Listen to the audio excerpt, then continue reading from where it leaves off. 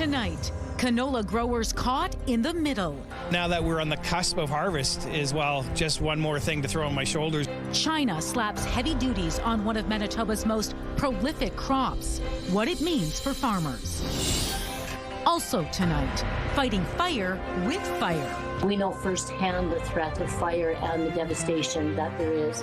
How one southern community plans to get ahead of wildfires before they begin. Plus, the smell of success. And then first ladies, then they called our names, so it was like, oh my goodness. Meet the local cheesemaker whose custom curds are being celebrated on the international stage. CTV News.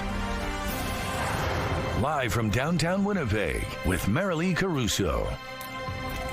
Good evening. Thanks for joining us. Manitoba farmers are once again caught in the crosshairs of a trade dispute. China is tacking a nearly 76% duty on Canadian canola imports. Standing by live with the follow tonight is CTV's Daniel Halmerson. Daniel, what spurred China to impose this tariff? Retaliation, Marilee. This is China's response to Canada imposing tariffs on Chinese electric vehicle imports last summer. And it means canola farmers here are about to lose their biggest customer. Curtis McRae has been planting these fields northwest of Selkirk for nearly 40 years. And he says Manitoba summers typically turn canola crops into cash. It has the right amount of heat, the right amount of not so heat sometimes to make a really nice oil product at the end of the day. However, this growing season has been riddled with uncertainty. The drought really hit us hard, and canola really needed a lot more water than it got. And the hits just keep on coming for McRae and thousands of other canola farmers in Manitoba. On Tuesday, China announced it is imposing a 75.8% duty on Canadian canola imports, the latest blow in a trade dispute between the two countries. Now that we're on the cusp of harvest is, well, just one more thing to throw on my shoulders or one more thing to forget about until harvest is done. According to the province, Manitoba farmers plant around 3.3 million acres of canola annually. The crop accounts for nearly a quarter of all farm cash receipts in Manitoba, and canola seed exports generate more than $1 billion for Manitoba's economy in an average year. That'll be a prohibitive tariff. That will likely stop trade. We cannot absorb that kind of extra costs in selling canola to China. McRae says if Canada and China can't strike a deal soon, many farmers will need to pivot. I think the biggest shift you'd see would be a shift to soybeans or even wheat right now, because all three of those products pretty much come into the same dollars per acre. But for now, his focus is getting these crops harvested. Another beatdown on the farmer who has very little political influence, but at the end of the day, put our head down, get some work done, and see what happens. Because, I mean, the goal of every farmer is to try again next year. Now, there is a bit more to why China is introducing these measures. Beijing claims Canadian canola companies were dumping the product into the Chinese market and hurting its domestic canola oil market. Now, Ottawa and the canola industry have rejected that claim, arguing companies are following international rules-based trade. Any word from our province on this, Danny? Yeah, earlier today, Premier Wab Kinew said his government is reaching out to people in the agriculture sector and says they will offer support through a farm income stabilization program. All right, thanks for this, Daniel. Evacuees from Snow Lake may learn as early as tomorrow when they can expect to return home. The town says council members return to the community Monday and are meeting tonight with the Manitoba Wildfire Service and Emergency Management Office. They're expected to discuss estimated timelines for re-entry. According to its latest update, Snow Lake says high winds have reactivated some sections of the nearby wildfire, but are not threatening any priority areas. Stopping a wildfire before it even begins, that's the goal of a community initiative in southern Manitoba. And now new funding will help make it happen. CTV's Datin Unger explains. Fighting fire with fire. That's what this group of residents in the RM of Stewartburn is doing to protect their community from wildfires. We've had fires through here 70, 80, 90 kilometer-hour winds, and it's scary. That is very scary. Laura Reeves is the vice president of the Stuart Burn Prescribed Burn Association. The volunteer group aims to stop wildfires before they can even begin by conducting prescribed burns to remove dried or dead vegetation and brush. The idea is that we will be reducing the fuel load, if not eliminating it. So there will be nothing for a wildfire to catch. Now the group is getting a big boost to get that work done. This is the way of the future. On Tuesday, Intact Insurance handed the association more than $116,000 through its Municipal Climate Resiliency Grant. Reeves says this money will fully equip the prescribed burn team with gear and training to conduct at least 5 prescribed burns across 100 acres. This is a godsend to us. Area Reeve Michelle Goronsky says Stuart Burn is the only municipality in Manitoba to receive the grant, which was awarded to just 19 communities across Canada. We look around at other provinces across the country and the wildfires that are destroying so much of our lands. The Arm of Stuart Burn has lived through that. In May, Stuart Burn's neighboring municipality of Piney was forced to evacuate hundreds of residents due to an out-of-control blaze. It was just the beginning of what has become the worst wildfire season in the last 30 years for Manitoba. Goronsky believes initiatives like this could make all the difference in municipalities' wildfire fights. I absolutely believe that this is the future, the way municipalities are going to have to move forward in having the fire protection that we are going to need. Danton Unger, CTV News, Winnipeg. A special treat for Winnipeg Blue Bombers fans as the team gets ready to celebrate our armed forces. A CF-18 Hornet fighter jet will conduct a flyby over Princess Auto Stadium Thursday night. It's part of 409 Squadron from 4 Wing in Cold Lake, Alberta, and will arrive between 7:30 and 10:30 p.m., depending on the weather and flying conditions. Now, the Armed Forces game will see the Bombers take on the Ottawa Red Blacks. Game time is 7:30 p.m. All right, Colleen Brady joins us now with the first look at your Skywatch evening forecast. What are the conditions going to be like for that Bomber game? Pretty good? Very warm. Thursday will be the one day where we'll feel summertime heat. It's been a little cooler as of late. I will show you why that is. But also what I'm not going to show you, air quality alerts. There are none in effect anywhere in Manitoba tonight. I can't remember the last time I was able to tell you that. That likely won't last too long. There is more smoke that will return to the south. To the east, non-severe thunderstorms crossing northwestern Ontario this hour. Out of the way here in Manitoba after the low pressure system brought the rain yesterday and some severe storms, including to the southeast. That will not be repeated tonight, but we'll have more on that and a look at when that smoke will return and a look at when those temperatures will start to warm back up a bit too. Let's take a look right now through the Bathfitter Live Eye. Bathfitter, your bath and shower experts for more than 40 years in the city right now. It is 19 degrees, cloudy, winds from the northwest, the pressure's rising, and the humidity is 74%. Thanks, Colleen. The family of 2 children who drowned in Northern Ontario is calling for mandatory swimming lessons for kids. I don't get it. It doesn't make any sense. It should never have happened. 12-year-old Jocelyn Grant and 15-year-old Caden Grant died July 31st. According to family, the 2 were playing in a park near a river in Dryden, east of Canola. Jocelyn was drawn to some clams near the river and slipped in, and Caden jumped in to save her. Neither knew how to swim very well and drowned. The family is starting a foundation in their memory.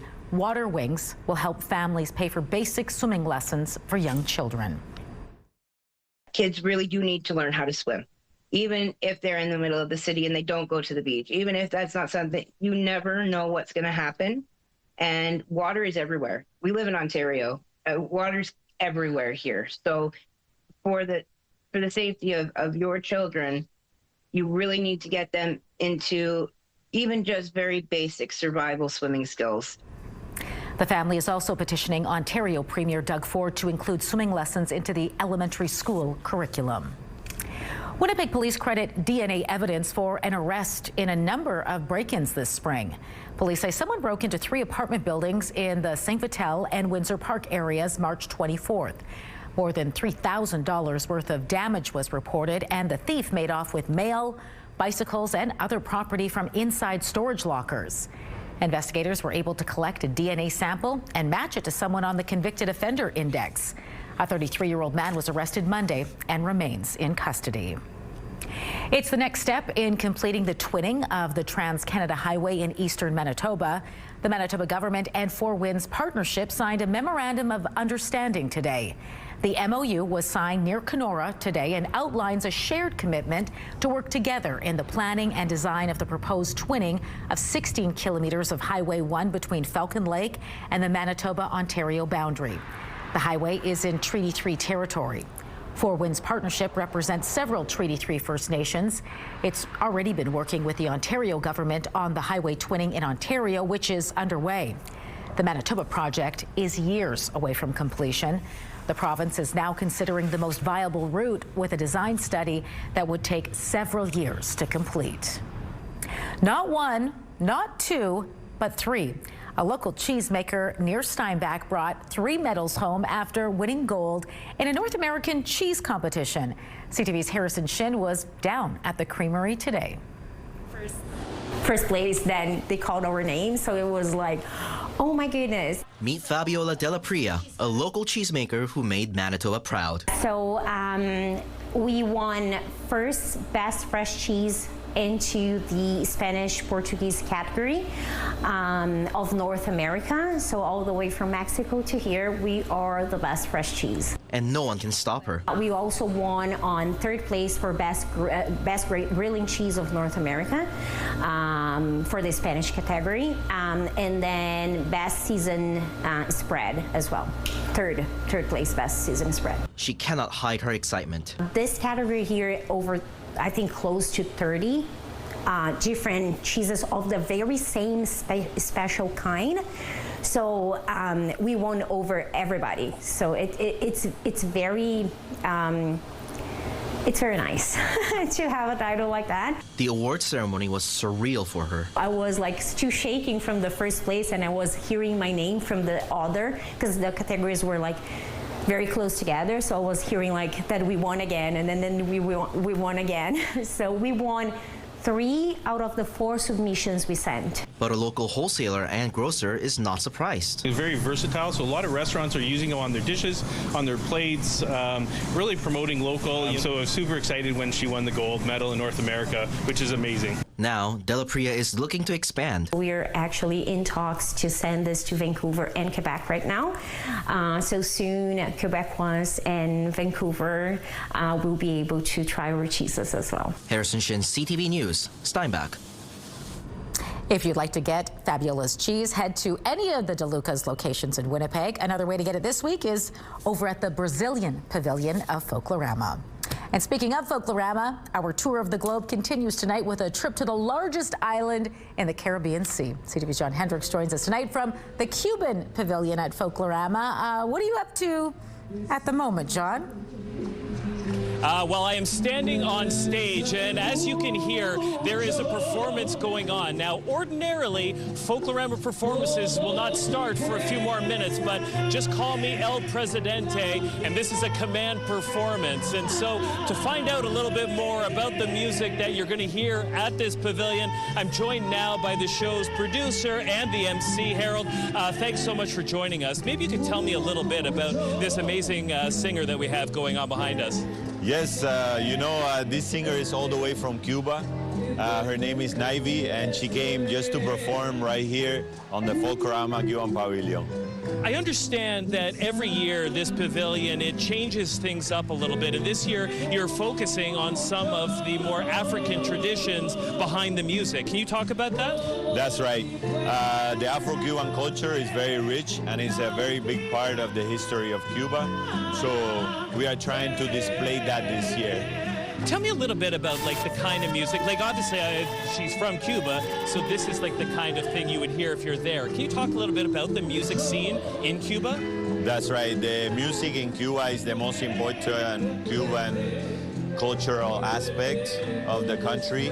So it's amazing how much Cubans love music, especially bolero, which is what you're hearing right now.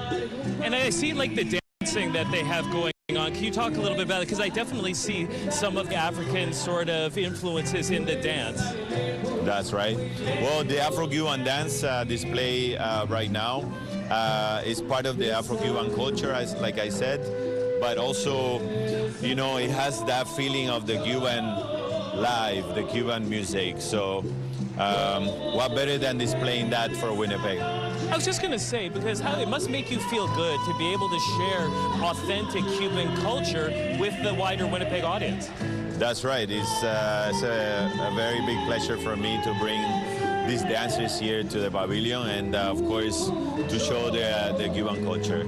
Well, thank you so much, Harold. And Ivy is doing an amazing performance. And Marilee, coming up, I'm going to continue listening to this for a few more minutes. But when we come back, I'm going to actually go behind the scenes and speak with some of the drummers. And yesterday didn't go so great when I was trying the drumming, but I might try again here at the Cuban Pavilion.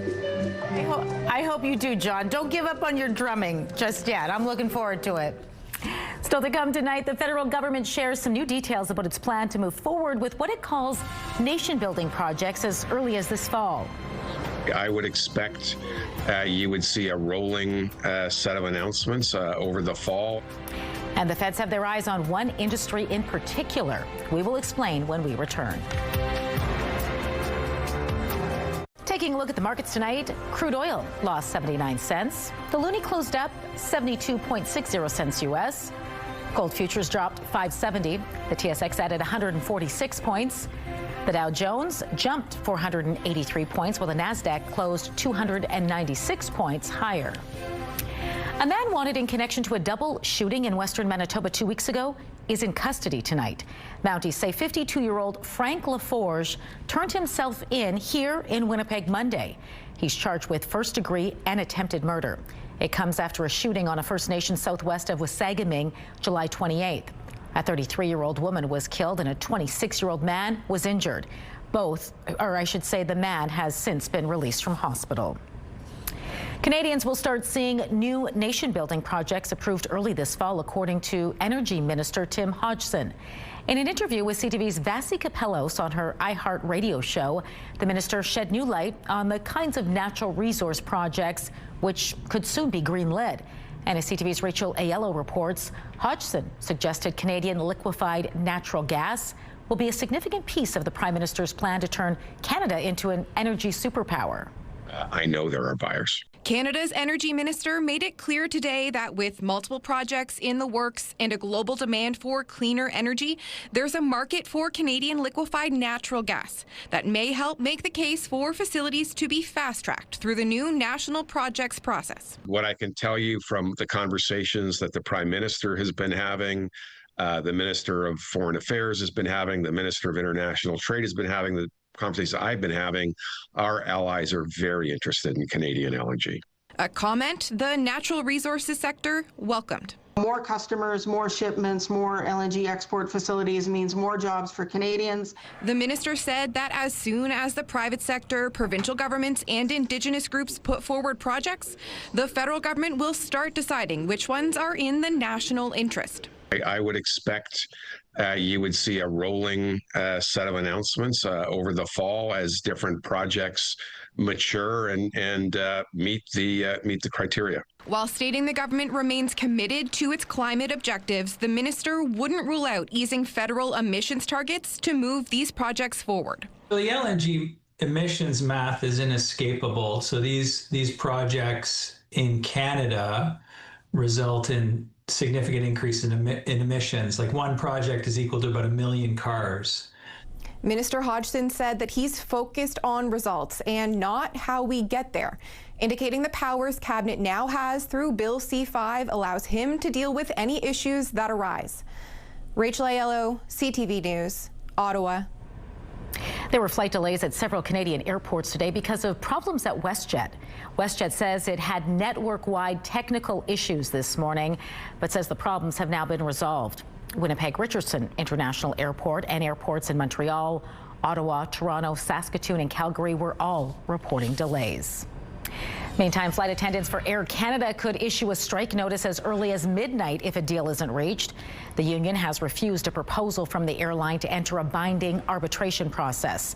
The earliest the flight attendants can strike is Saturday. The wildfires burning in the Atlantic provinces are growing. Newfoundland and Labrador have now issued mandatory evacuation orders. A state of emergency has been expanded to include parts of the Newfoundland capital, St. John's, as well as Paradise and Conception Bay South. Meanwhile, a fire north of Conception Bay grew overnight and now covers nearly 64 square kilometers. Of course, people are concerned and they're worried, what it may mean for them. And of course, when you're telling people that you're going to have to walk away from, everything you've worked for and all your earthly belongings pretty much in a moment's notice with no knowledge of whether they're going to be there when you get back is very concerning.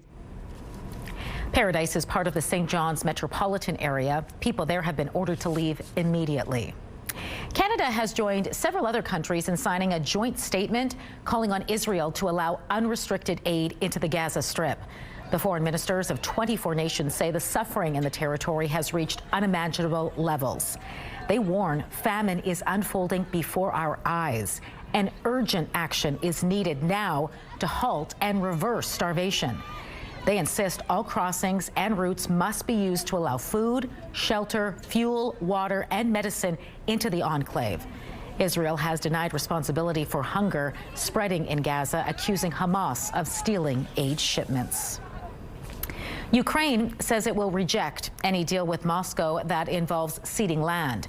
Donald Trump is meeting with Russian President Vladimir Putin Friday, and Trump has suggested a land swap would be beneficial to both sides. Danielle Hamamajan reports from London. Well, Donald Trump said this would be a meeting to, quote, feel out Vladimir Putin, and that he would know within the first 2 minutes if the Russian leader wants a deal. He also repeated that there'll be some land swaps. In other words, that Ukraine would have to give up parts of its territory. That statement has alarmed U.S. allies here in Europe and certainly in Ukraine. Their position boils down to this: the aggressor cannot be rewarded. Surrendering territory to Russia, they say, would only encourage more Russian aggression. Now, it doesn't look like Vladimir Zelensky is on the guest list for Friday, but however, Trump has noted that he would immediately relay the details of his conversation to the Ukrainian leader. Zelensky has rejected the idea that his country should give up land to secure a ceasefire. Zelensky, in fact, wants a ceasefire before negotiations can even begin, so they're not even agreeing on a starting point here. The Europeans have been sidelined from this meeting, which they're not very happy about.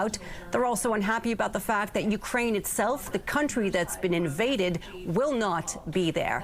Now, tomorrow, on Wednesday, there'll be a series of virtual meetings, an emergency virtual summit, if you will.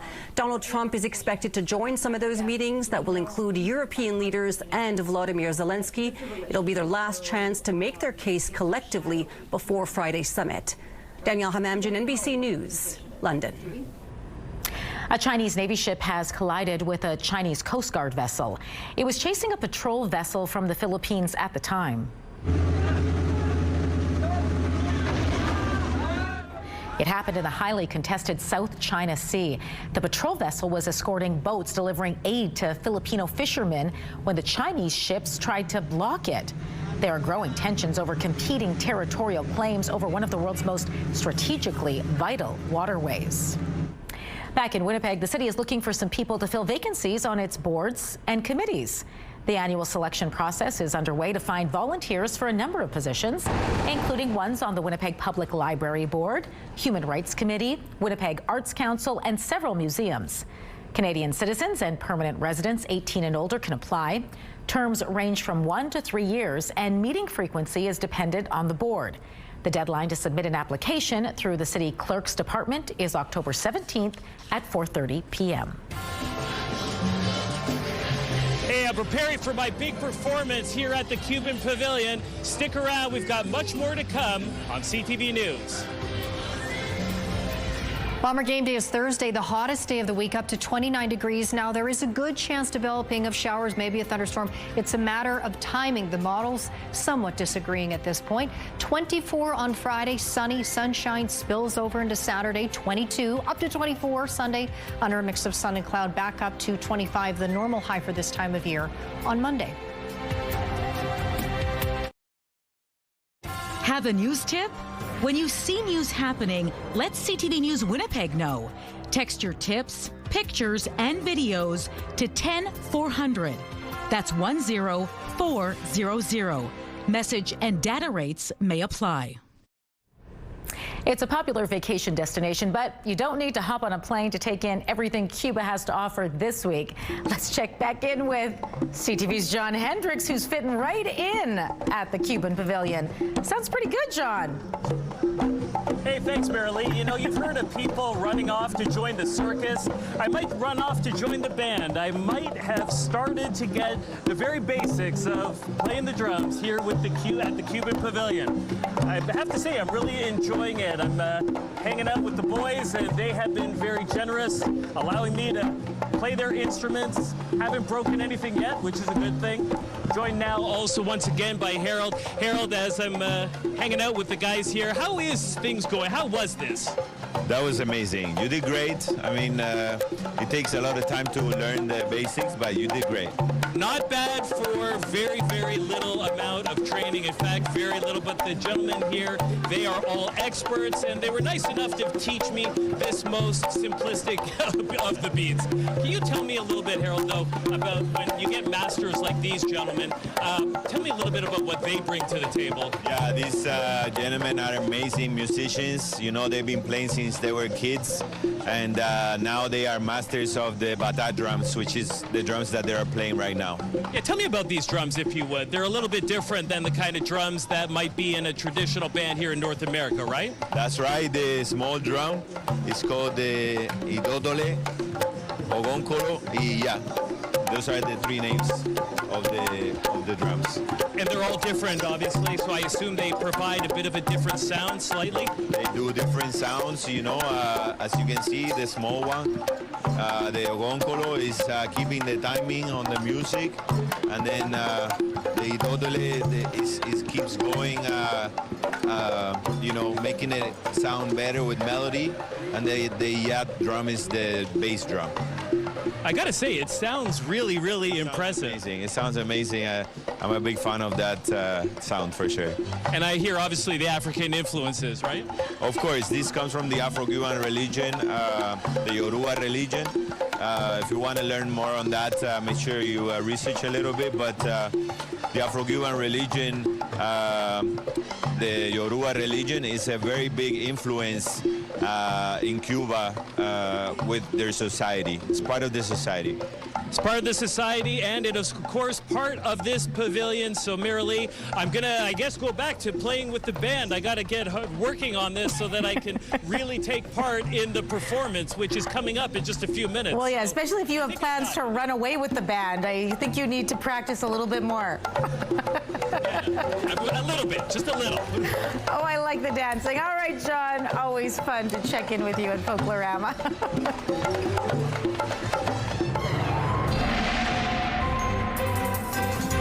CTV Skywatch weather brought to you by South Beach Casino and Resort. Visit southbeachcasino.ca.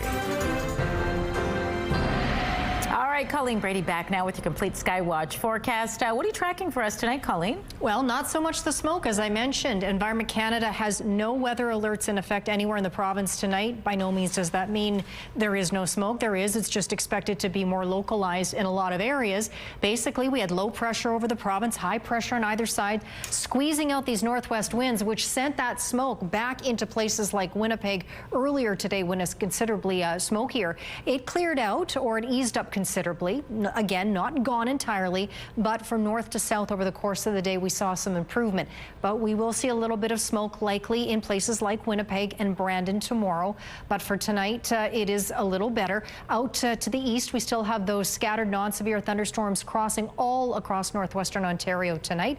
They will be out of the way before too long. But I want to show you these temperatures. Aren't they a little cool for this time of year, don't you think? Well, we had a low pressure trough over the province. That helps to keep those temperatures a little bit lower, again mitigated too by the smoke. So right now just 19 here in Winnipeg, 19-20 degrees in Brandon, Thompson 13. Now parts of the north will see temperatures drop into the single digits tonight. Thompson in particular, I'll show you those temperatures in just a moment. So we'll see a little bit of clearing tonight, partly cloudy over the Winnipeg area, a little bit further north, perhaps some scattered showers, not too much. So reasonably uneventful, more settled weather today after a lot of instability over the last few days. We have that precipitation though further to the east over northwestern Ontario. Ontario. Overnight we go into a Wednesday morning. Should be sunnier across the south, much of the south anyway, including Winnipeg. Then we've got this precipitation that starts to move in from Saskatchewan for west central areas, pushing into the northwest.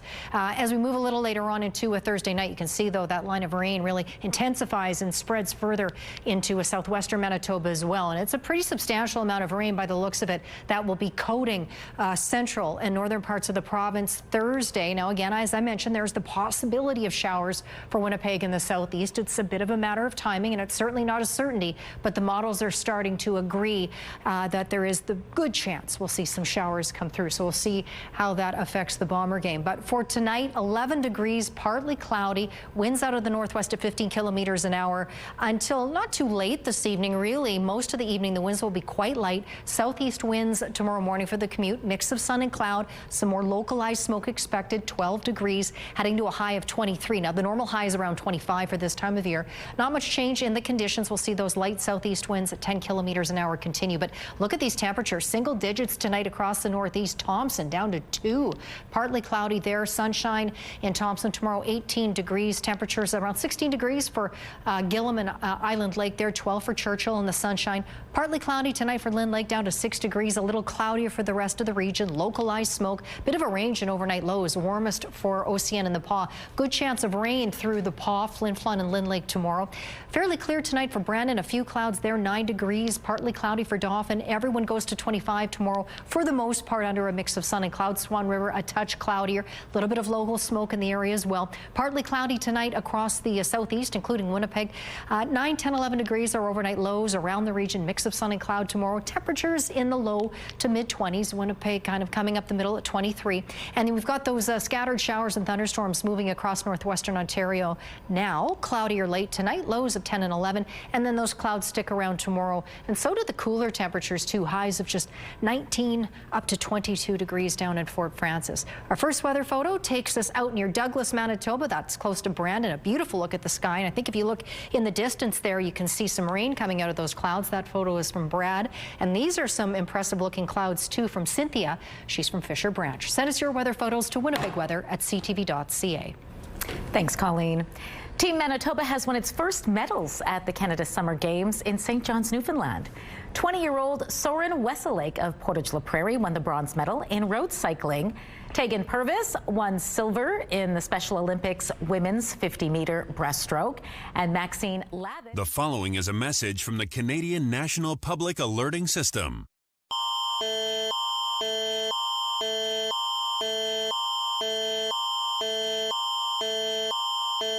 At 5:35 p.m. Central Standard Time Tuesday, Environment Canada has issued a tornado warning for northwestern Saskatchewan. Extra care and attention should be exercised in and around the following localities: Isla Lacrosse, Buffalo Narrows and Beauville. Environment Canada meteorologists are tracking a severe thunderstorm that is possibly producing a tornado. Damaging winds, large hail and locally intense rainfall are also possible. Take cover immediately if threatening weather approaches. Please consult local media for more information. Medical Watch is next. The best meteor show of the year peaks tonight. The Perseid meteor shower is set to light up the night sky. And joining me now to talk more about the annual phenomenon is Danielle Pahud, director of the Lockhart Planetarium at the U of M. Danielle, good to speak with you. Thanks for having me. Nice to speak with you. I know the Perseid shower is known as the biggest and best. What makes it so special? Well, it's a meteor shower that we get every year, and there's a really high number of meteors, so there can be up to 100 an hour. So there's a large number of them, so your chances of seeing them are high, and the debris pieces can be large, so there's a higher chance than usual of a really bright meteor, or what we call a fireball. Yeah, what exactly can we expect to see if, no one's ever taken this event in before? Yeah, so if you've never seen a meteor shower, you might know it under a more common name of a shooting star. And so it'll appear like a very bright, thin streak of light across the sky that lasts anywhere from fractions of a second to a few seconds. They can be spotted anywhere in the sky, coming sort of from any direction. And so it'll be a really quick streak of light. What causes this?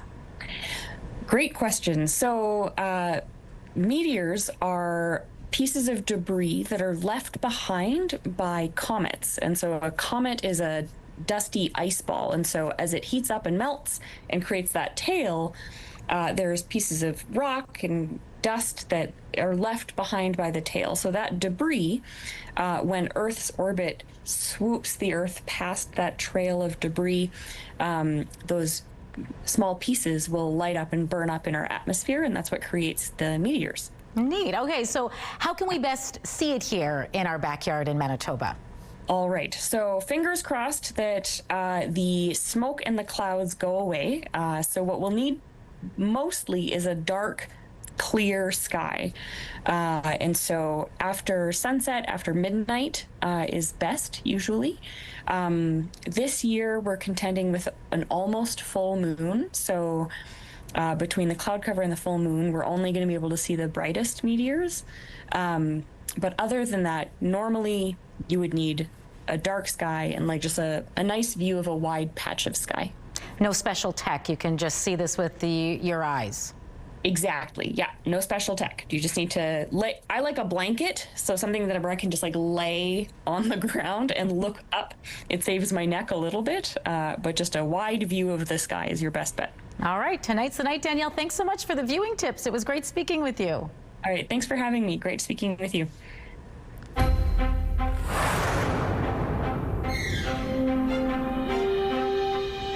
A new study out of Ontario suggests mandated nurse-to-patient ratios could cut healthcare costs and save lives. Researchers looked at jurisdictions such as California, British Columbia, and Australia, where mandated staffing standards are in place, and compared them to hospitals in Ontario. They say the evidence shows death rates go up by 7% for every additional patient assigned to a nurse. And hospitals in Pennsylvania noticed there were thousands of fewer infections after introducing mandatory nursing ratios, saving tens of millions of dollars annually.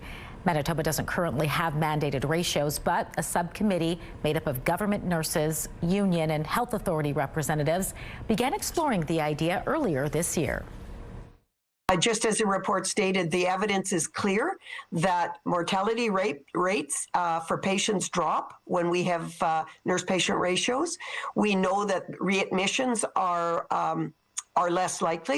And we also know that when it comes to nursing and quality of life, there's much less burnout. And we know that retention and recruitment absolutely is so much better. MNU President Darlene Jackson says the subcommittee has a January 1st deadline to release its recommendations, and she's hopeful the province will accept them. There's more evidence tonight about the power of music and the positive impact on our health. A new study has found playing an instrument may protect against cognitive aging. CTV's Pauline Chan explains. I've been playing piano since kindergarten. I started taking piano lessons at the Royal Conservatory of Music. The study by Claude Alain and others involved measuring the brain activity of 25 older musicians, 25 older non-musicians, and 24 young non-musicians using MRI. One has to do as looking at the benefit of musical training and to what extent it improves perceptual and cognitive function in young adults, for example. And in addition to that, we also have some research looking at age-related change in perception and cognition. Normal aging is typically associated with declines in sensory and cognitive functions, and those age-related changes are usually accompanied by increased neural activity. The finding was quite surprising. We thought that maybe what will happen with music training is that older adults may have more efficient activity and may even generate more activity that we thought could index some compensatory mechanisms. But what we found was the opposite. In other words, the brain activity in older musicians did not have to increase to perform certain cognitive tasks. It remained more like that of a young adult. Music training is helping you keep younger brain. Richard says he stopped playing music for some years, but came back to it after his father, who was a band leader, passed away. I try actually to play a lot of the songs that I know in different styles. I'll play like a slow waltz thing in a rock and roll style. And the research indicates that even years after musical training, the brain retains cognitive benefits. And even when music training starts late in life, it still helps, as do other lifestyle choices, such as learning a new language. This is, I think, very exciting because you can imagine in terms of education that we should probably have music class the same way we have gym class, for example. For Richard Parnes, the benefits are first of all enjoyment for himself and his audience, but the brain benefits are certainly welcome. Pauline Chan, CTV News. Medical Watch is brought to you by Manukin Koster Denture Clinic.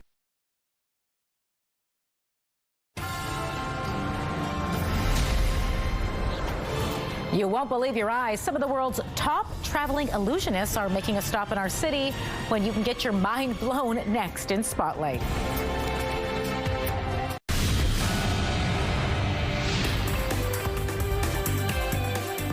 Spotlight, sponsored by the Casinos of Winnipeg, presenting Brett Kissel. Get ready for a magical evening at the Burton Cummings Theatre in November. Masters of Illusion returns to wow audiences this fall.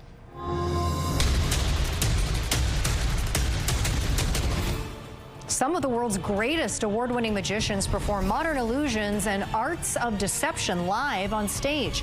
Also enjoy hysterical comedy magic as performers from around the world combine fantasy, fervor, and flair.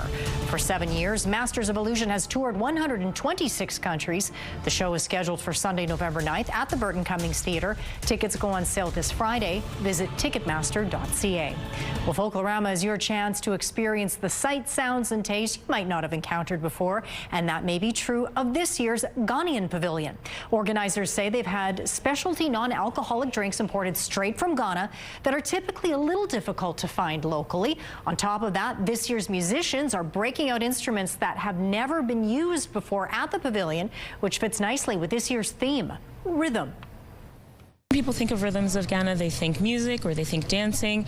We take it beyond that. We look at the rhythms of tradition. We look at the rhythms in culture. We look at the rhythms in day-to-day life. And so it's a great way to celebrate what being Ghanaian means, as well as celebrate all of the facets of what being Ghanaian means.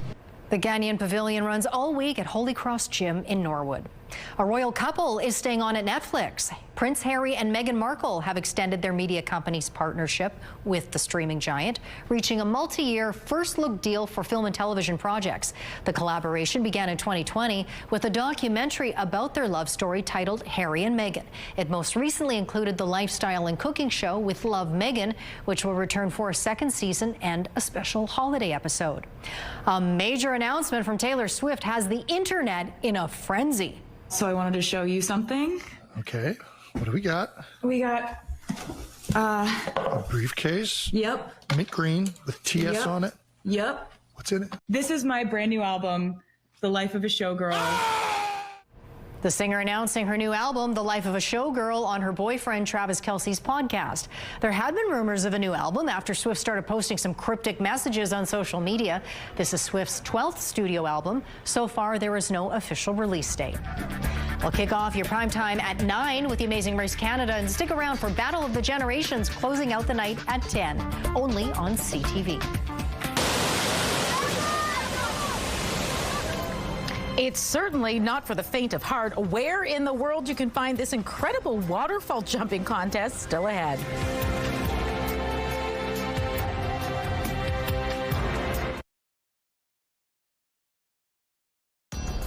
Women's clothing provided by RW & Company. Salon services provided by S&T Spa Salon. Concerns over increasing evacuation alerts. I have 2 kids, so we're taking sentimental stuff belonging to them. How many Canadians are in danger tonight as wildfires advance across several provinces? Later on CTV National News. We still should be getting up to around 25 degrees for this time in August, but today we only managed to get to 19. Just a 5-degree difference between our high and our low temperature today. Tonight we drop down to 11 degrees, partly cloudy. Localized smoke expected on Wednesday, otherwise a mix of sun and cloud, 23. Then we shoot up to 29 on Thursday, Bomber game day.